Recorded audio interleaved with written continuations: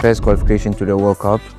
The squad that went there, they went and sold Ghana to the world. And did you know, like in that moment, what it meant historically? My goal was to do my job as a striker. Even the complication was very tough. So most people are saying, even if we come home proud, it's okay, you know. Yeah. If we We've come home, done enough. Yeah.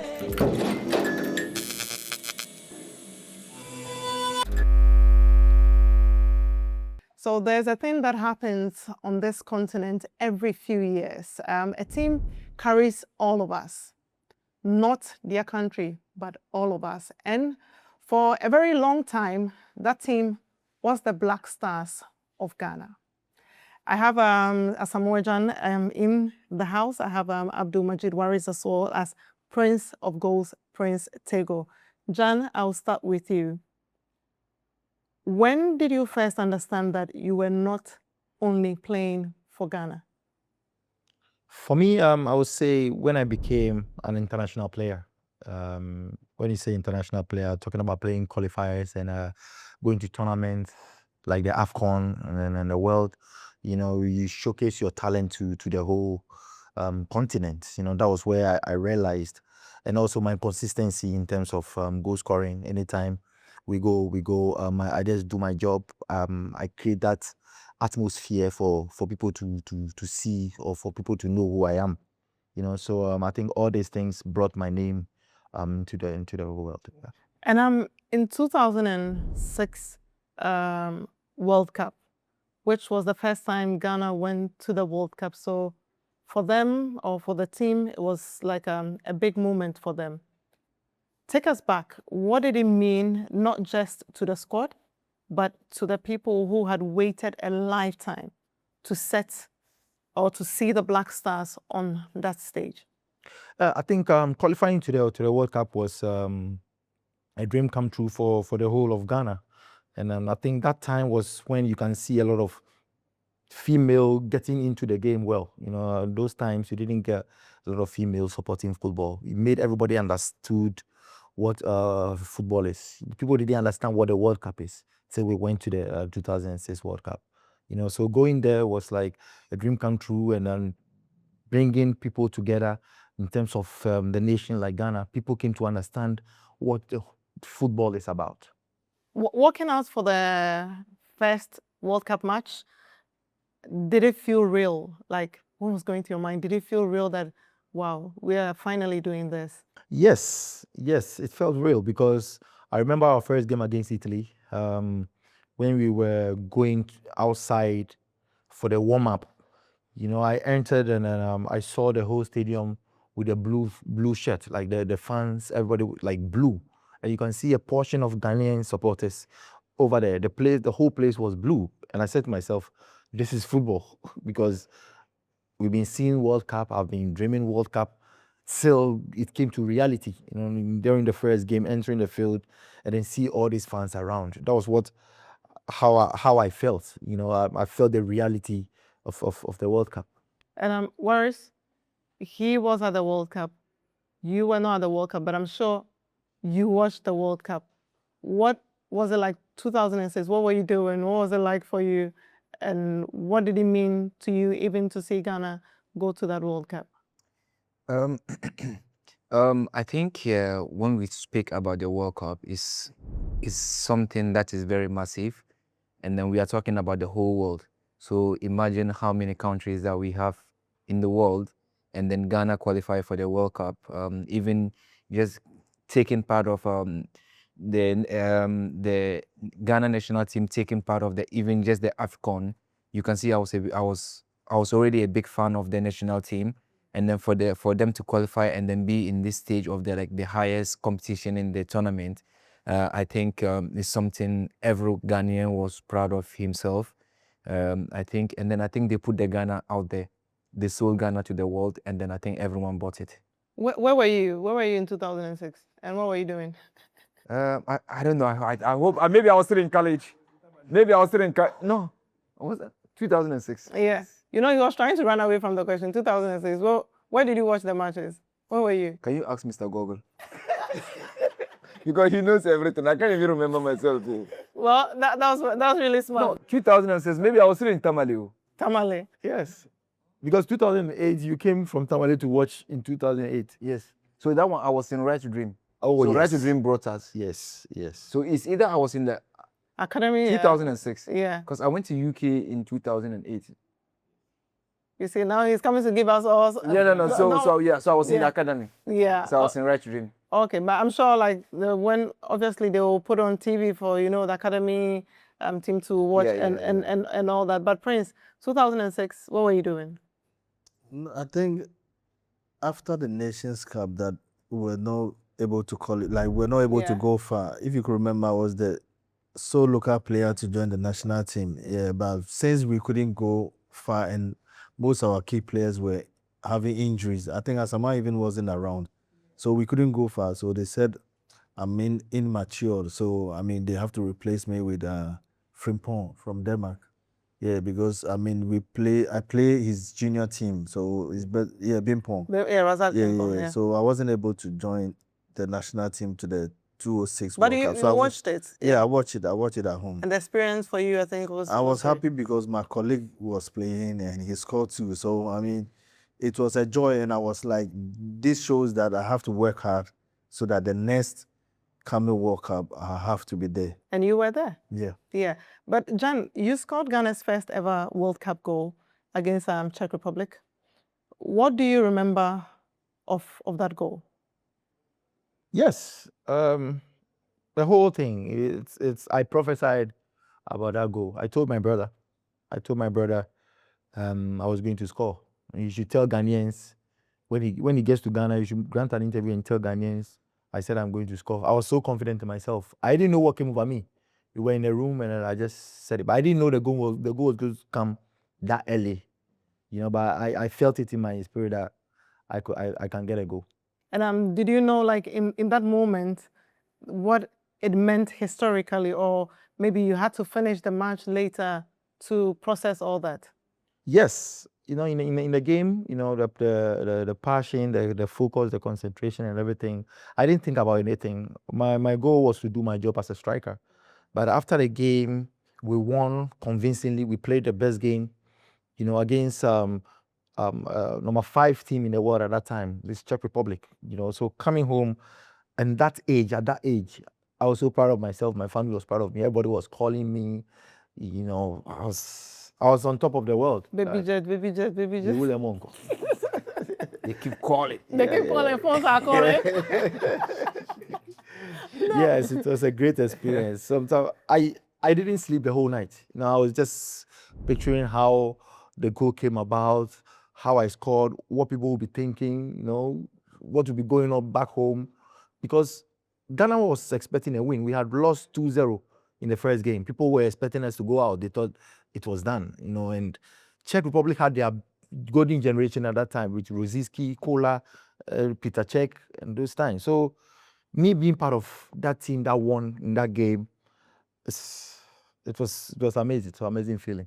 And you reached the last 16 or the run of 16 at the first attempt at a World Cup, which was really like historic. But did the squad, because you had a sense of that, did the squad believe it could even like do more? Honestly, we were inexperienced at that time. We felt like we had the tools to compete, because that time we had ACN who was playing. He was one of the best players in the world. Sule Muntari, best player, one of the best midfielders in the world. We had the tools at that time. We have individual players. Even Otuado was with the team. Matthew Amoah, myself, I was young. So going there, we felt like we could compete, but we didn't know if we could qualify from the group stage or we could go forward. We just wanted to take game by game. Any opponent that we play, we could compete, and that was what happened. But what I'm sure, because so many people, like I think worldwide, like Ghanaians worldwide, and even in Ghana, like everybody was watching. But what did the team have that maybe people underestimated them? Because I'm not sure people were expecting maybe the Black Stars to even beat Czech. So what did they have that people underestimated the Black Stars at the time? I think it comes with the history of the World Cup when it comes to Africa. Sometimes we African players we go to tournaments and we go out from the group stage. So people thought it was going to be the same story. Even if I'm being realistic, even Ghanaians thought we were just going to participate, and that is why I think we had that hero welcome, because people couldn't believe we could perform that in that stage. So I think it comes with the history of African teams going out from the group stage. And something interesting, Maurice, I think 2010, I'm sure that moving on from the 2006, and people back home on the streets, people were just excited to see even the team do well, because remember, after the Czech Republic, they played against USA, and people were just excited to see the team do well. And that was the time that you realized, okay, the whole country, like everything ceases when it comes to football. I'm sure you also had that same feeling. Yeah, for me, as I said earlier on, I think the first qualification to the World Cup, the squad that went there, they went and sold Ghana to the world, and then they did it perfectly. And then even if you look at, as we said, the whole country was shut down. Everyone was talking about football.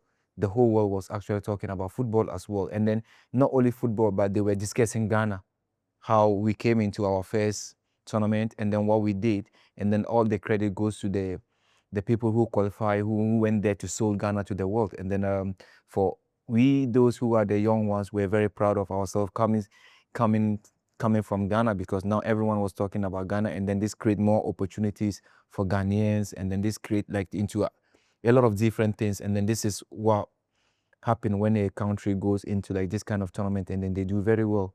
People want to discover what is this country about, what is there, what kind of talent is there. And then so this is why it's very important to not just participate, but to live something very positive in the tournament before. It's very important. And Jan, when you came back home from that 2006 World Cup, how do you think the country started viewing the Black Stars? For me, that is where Ghanaians came to understand what football is about. In the olden days, I would say Ghana is a football nation. In the olden days, there are few people who were into the game, do understand the game, that this is football. But people came to understand, especially when it comes to the female side. It got to a time when we are training, the females are even more than the males. That is where people came to understand the in terms when it comes to football. As Maji said, it sold Ghana to the world.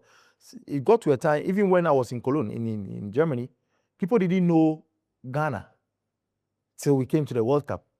So we sold Ghana to the world, and back home, people came to understand the real culture of the game. So yeah. And Prince, do you feel the rest of the continent started to watch the Black Stars by then? Do you feel the rest of the continent starting to watch the team because of what they did at the 2006 World Cup? Yeah, absolutely. Because I think when we have the likes of ACN, Sule, Stephen Appiah, they were doing marvelously well in their previous club. They are their own clubs. And definitely when it's a World Cup, everybody knows they are coming from Ghana. So people might think, oh, okay, so which kind of players Ghana have?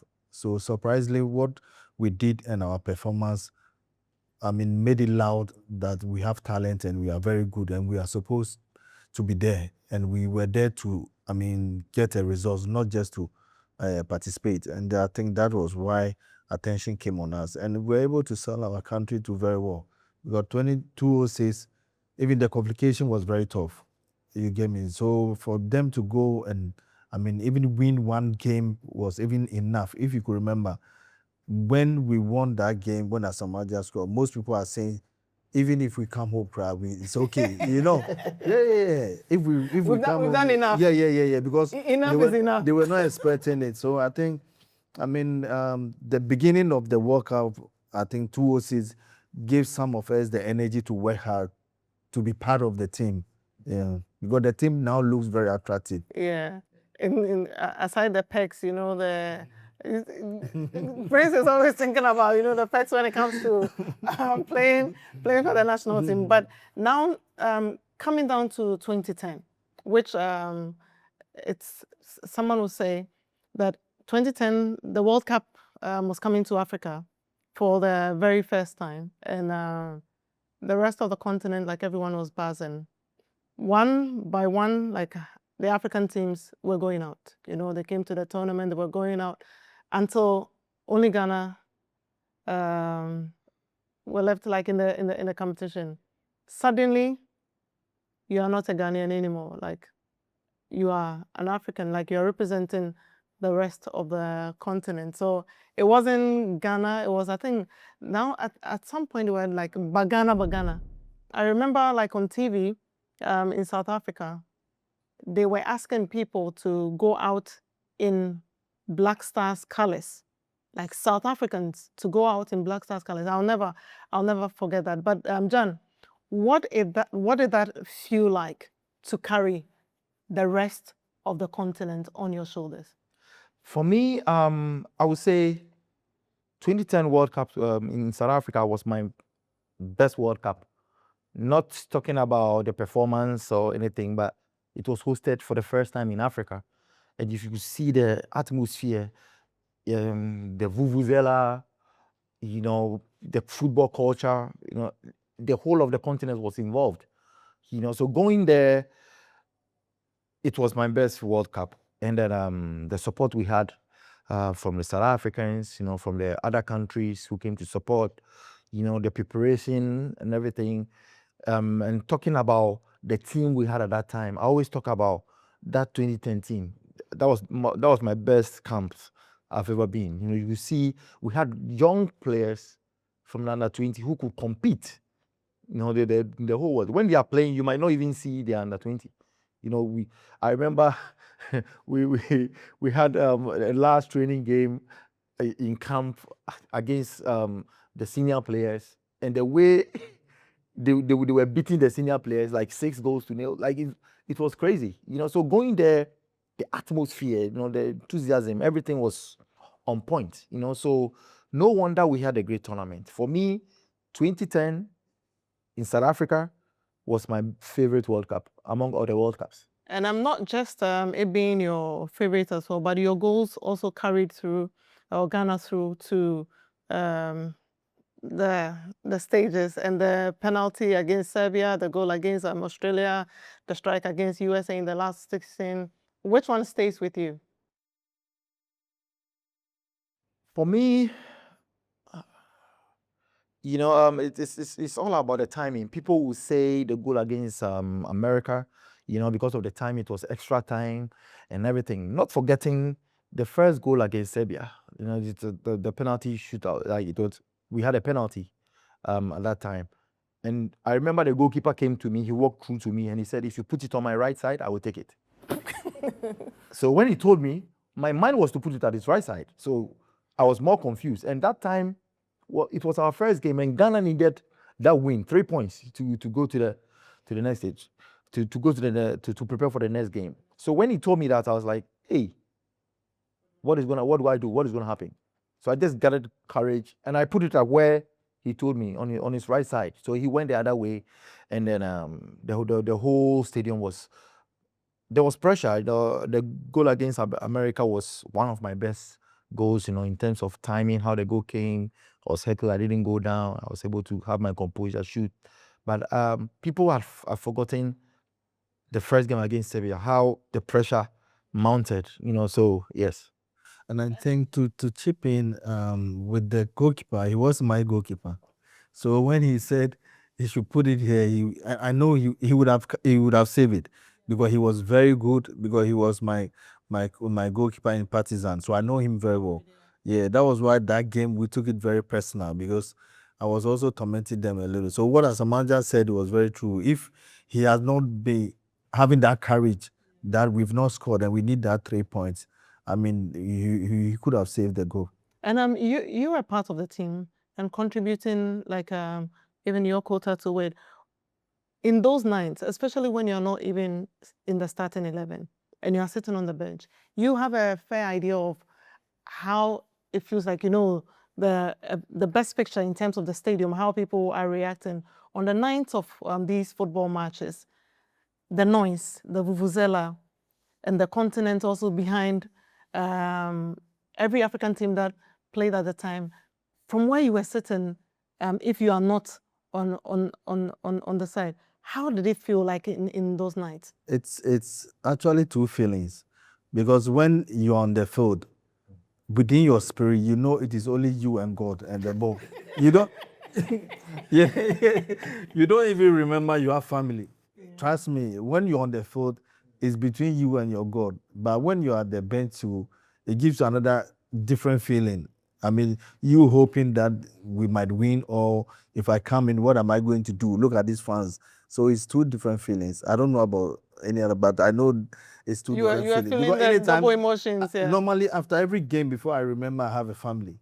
When I'm playing for the Blasters, yeah, it's true, because He started that first game. yeah. Aside from the wins, Yeah. It was a starter. Yeah, yes. that's what I'm saying. Like on the nights that he was not as a starter, how was he taking it all in? And it's interesting to see that for a player to be saying these things, that you don't even think about family, that shows you how they value the jersey, and which is very important. But for you, Waris, tactically, like I know you were watching the matches, what do you think made that Ghana team like that teamwork that they had?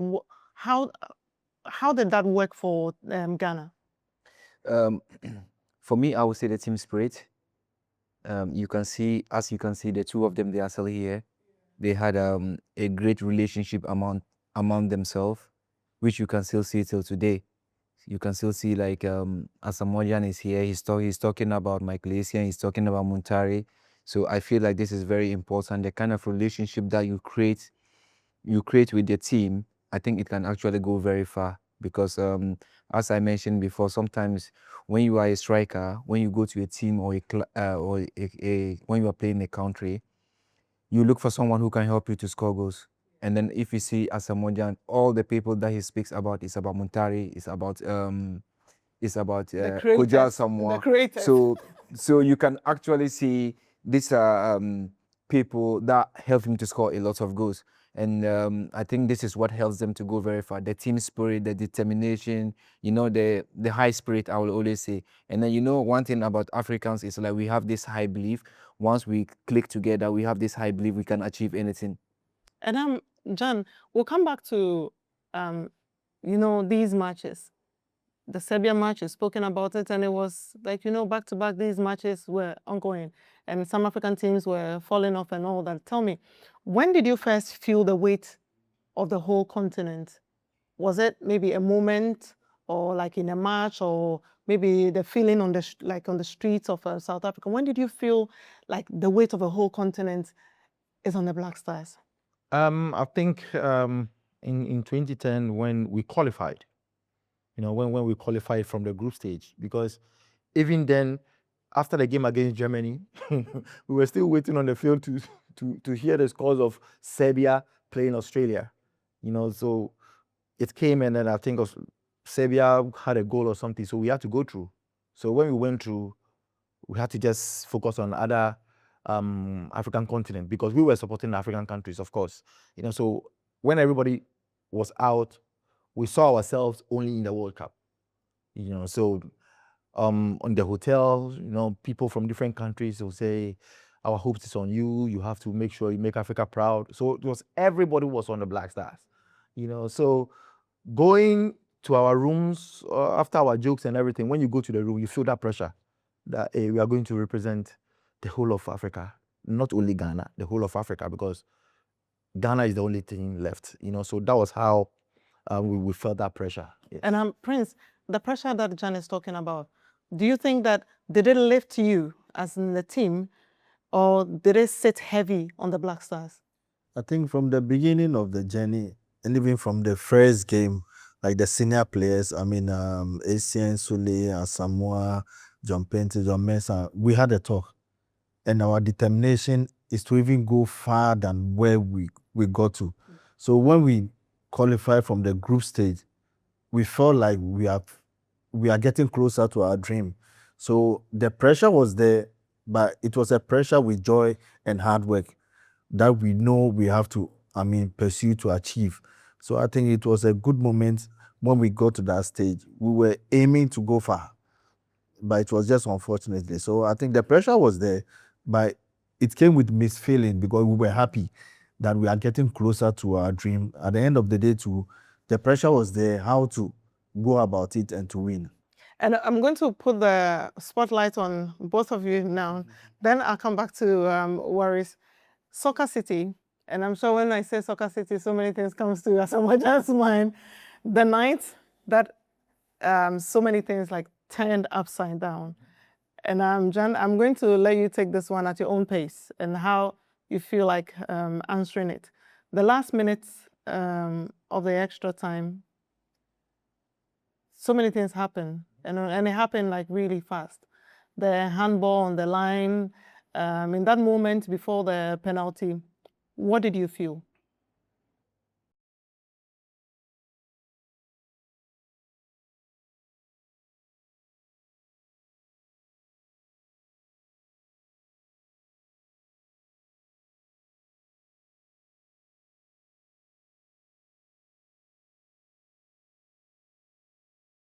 We were creating a lot of chances.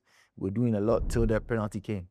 So, but honestly, as a player, I was more confident than anybody on the field because I was doing everything right. Things was working for me. I didn't feel any pressure, to go into that game. So getting the penalty, I felt like it was another day because the previous games we scored through penalty. I was the one who took it, So I was, as a striker, I was having the same feeling, no pressure at all till the incident. And did you hesitate, or did you hesitate in going to take it, or you thought, like you mentioned, it was yours to take? Yes, it was mine to take. When we had a penalty, I was even going to ask for the ball. It was Kevin Prince Barton who gave me the ball. So I was waiting for my job to. I just have to just bury the ball inside and go to the next stage. But I knew the time was over because I was watching the scoreboard and everything. I knew it was the last kick of the game. But I just wanted to do my job. Because I was the first penalty taker in the team. So going there was like a normal day that a striker will just score a goal, and the team had confidence in me because I had already scored in the previous game through penalty, so they were just waiting for maybe a celebration or something, So We'll come back to that. But where were you standing when he was going to play the penalty, and what do you remember of the seconds after? Where were you standing? I was at the bench, and I think when the penalty came and Prince handled the ball to Asamoah, everybody on the bench was like, we are done. Like, we are going to the next stage. Asamoah will score. So when the incident came, most of us were down. But later on, I think, was it Derek Watson? Yeah, shouted that it's still not over. It's quickly, and we came back to, What was your reaction? Did you turn and say that, was everyone? No, I was like, oh my God, because the reason why I said that was like, this is somebody that even the beginning of the game, of the tournament, we had a penalty. That penalty was also crucial like this one. Because, most of the African countries have lost their games. Not even one African country have scored a goal. So we needed that goal. He was able to score. Australia, he was able to score. So we know, and we had in mind that he's going to bury the ball. And sometimes I used to tell people, somebody that is playing football to get paid, and even like you say, I'll go there again. If we win this penalty or he was able to score, the team will go high. So do you think he's going to spoil it? No. You get me? But that is how football is. Football comes with so many things. So we just have to accept it. Yeah. And Gyan, me coming back to you on it, where he was standing and watching you, obviously the team, they were disappointed, but it's part of the job. A whole continent grieved that night in Soccer City. Did you feel you had let Africa down, or did Africa carry you? Yes, I felt like I let Africa down, the whole of Ghana down. it's that penalty miss was something unbearable, but me in the game, and I know who knows the technicalities of the game and everything. Personally, I had to come back. I was disappointed in myself during the game on the field and everything. I was sad and everything till I went to the hotel. I had to think about everything. After, I was okay, because I knew who I was. I knew I can come back. It was just a technical error. It was just a mistake, which can happen to everybody. But on the field, I couldn't bear it. I had to just hold up everything. But personally, that is how I am. I know how to come back from all these things, but fans will always be fans. They always so remind you till date. Yes, so I understand. I understand sometimes. I have to live with it. And I think now moving on from 2010, then we went to 2014. Someone will target maybe the hard years, from 2014. Every great generation, like we always say, meets harder years, and the Black Stars are no exception. All the players, even the Black Stars, are no exception. Waris, without reliving every detail, what did the 2014 World Cup experience teach the squad? For me, this was actually my first World Cup experience, and to even get the qualification, I think I would say it's one of the greatest moments in the history of Ghana as well. Because I remember our game against Egypt. They were not, I would say, there were not really high hopes that we were going to beat Egypt, and but going to the stadium shows Ghana was behind us, and we did a really great job beating them by 6-1 and then finishing them in Ghana here before we even went to. So the whole process, the whole experience, my World Cup experience, was actually one of the greatest time in my career. I would say I'll always remember. And you came to, just like you mentioned, you came to the team as maybe let me say the golden generation. They were fading out of that team. What was it like carrying the weight of what came before? For me, I think we were very lucky to still come and meet some of the seniors and then learn from them before their time was up. Because I feel like this actually really helped us and shape us, because our time with them, they were guiding us in a positive way, and then we were ready to listen as well. So I think this was our lucky. And then if you look at our generation, you can see there were a lot of success coming from it. And John, it's always the reason why I don't get tired talking to you, or I don't get tired. But you're also from our generation. You know, right? We are from your generation as well, so I don't get tired talking to you. But you were one, or you've been or you were one of the constant faces in the team from 2006 to the end. And what did you learn about what holds a team together and what can pull a team apart? For me, it's all about teamwork. It's all about teamwork and consistency. When you win games by game, winning, being consistent, every time there is a positive energy. Even the fans will support you. But when you win today and then you lose 4, it brings the negative aspect, to the game. I think our time, although we didn't win the AFCON, we brought some good memories to Ghanaians. We were able to compete to that level that people were satisfied with our performance. So I think sometimes when you are more consistent in a positive way, it draws people to you, and that is how we had that support. And Waris, I'll ask the same question to everyone. And what should the rest of Africa understand about what the Black Stars have carried all these years, especially in the World Cup? First, I think they need to understand the national team is carrying the flag of Ghana, and then they are representing Ghana, and then they are out there to sell Ghana out, because whatever image they leave in the world stage, it will be there forever. And I think this is why sometimes we have to rally again behind our own people, because whatever image that you put out there stay forever. And Jan, what should the rest of Africa understand about what the Black Stars have carried all these years? You have been through like all those years. What should the rest of Africa understand about what the Black Stars have carried? Yes. For me, they should understand. Ghana has we've gotten our past glories. You know, Ghana have lifted AFCON 4 times.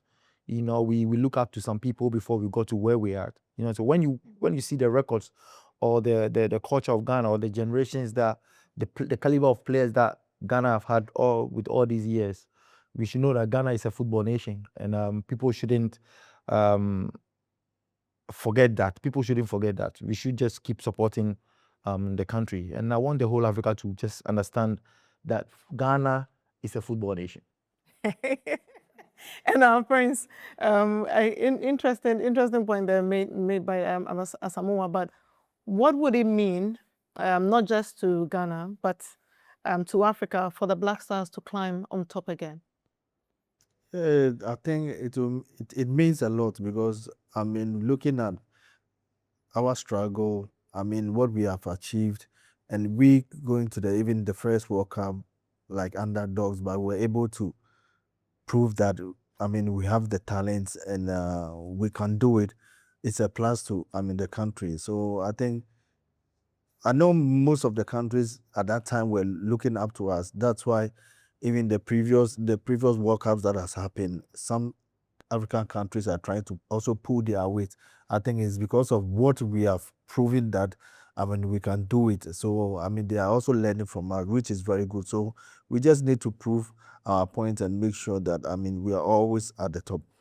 And the most important part of all of this, or this Unplugged FIFA World Cup that we are doing on SuperSport, is where Ghanaians will get to watch the World Cup.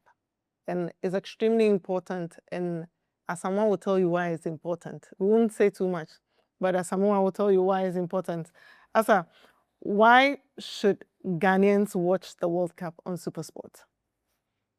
Yeah, I think SuperSport is a network that it's the whole of Africa. Everybody enjoys SuperSport. You know, growing up, I used to watch SuperSport. You know, when there are international games. You know, when Ghana is playing, sometimes when the local channels doesn't show up, where to be more, what you can trust is on SuperSport. You know, so I urge everybody to be on SuperSport and watch it. You know, the quality, the sound, and everything. In HD, you know, like in all HD. Yeah, of course, I'm going to be on SuperSport. You know, so I didn't want. You see, he's in a rush to say it. I didn't want to be the one to. I'm on a rush. I know you can just say it. Just say it to them. So I didn't want to. But enjoy. you see, if you want, obviously, like if you want goals, if you are talking about Africa, someone to represent, you know, when it comes to the World Cup, there's no other than the man himself, Asamoah Gyan. So Gyan will be on set throughout for the World Cup. And thank you so much as for coming on the Unplugged. That is the FIFA World Cup edition. I truly appreciate your time. I know we've taken so much of your time, but we truly appreciate it, because no better persons to give us this insight to the Black Stars and even what they do. So we truly appreciate your time. Thank you very much as well for watching the Unplugged, the FIFA World Cup edition, with a focus on the Black Stars of Ghana, because why not? They always deliver on the big stage, and hopefully they'll do the same at this year's World Cup.